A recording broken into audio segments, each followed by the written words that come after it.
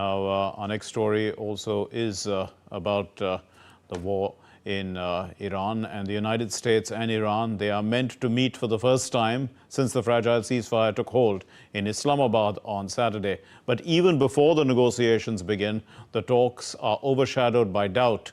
The U.S. delegation, led by the Vice President of the United States, J.D. Vance, is arriving in phases. And Tehran, meanwhile, insists that no officials have traveled to Pakistan at all. And they warn that it won't engage. They're not going to be engaging unless the Israeli strikes stop in Lebanon. And what happens next, in fact, could shape not only the future of this truce, but the stability of the wider region, as Vinod was saying, and the flow of energy through the Strait of Hormuz. Let's look at this report. Very high-stakes diplomacy is expected on Saturday at the Serena Hotel in Islamabad between the United States and Iran. But that's only if both sides show up. The U.S. delegation, led by Vice President J.D. Vance, is reported to be arriving in phases. Iranian state media has denied that any delegation has traveled to Islamabad. Tehran says talks are useless unless Israeli attacks on Lebanon stop, linking participation directly to ceasefire negotiations. We're looking forward to the negotiation. I think it's going to be positive. We'll, of course, see. As the President of the United States said, if the Iranians are willing to negotiate in good faith, we're certainly willing to extend the open hand. If they're going to try to play us, then they're going to find that the negotiating team is not that receptive.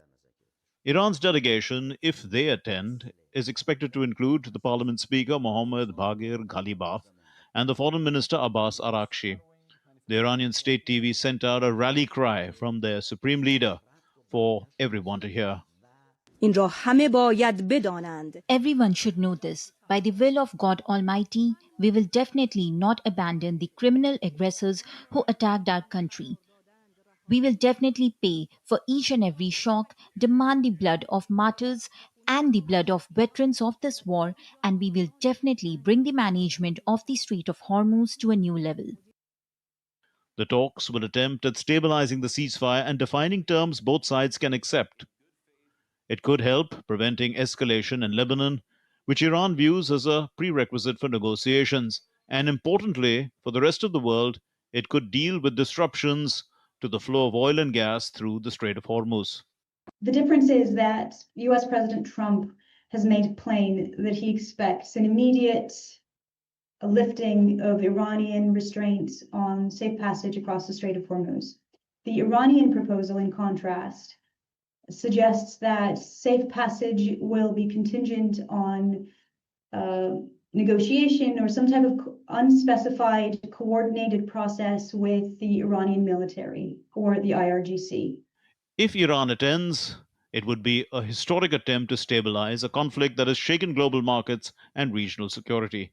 If it stays away, US-Pakistan consultations will have no meaningful consequences for the world.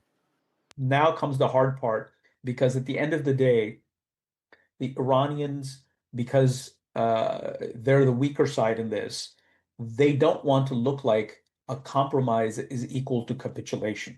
So the deal has to be engineered in a way where they walk away with something as well. The situation remains fluid. Hence, expectations should be tempered down a bit, as deep mistrust remains between the two sides. There's also the ongoing violence in Lebanon. One thing is clear. Iran seems to have steered the narrative away from the nuclear issue to the Strait of Hormuz. Bureau Report, DD India.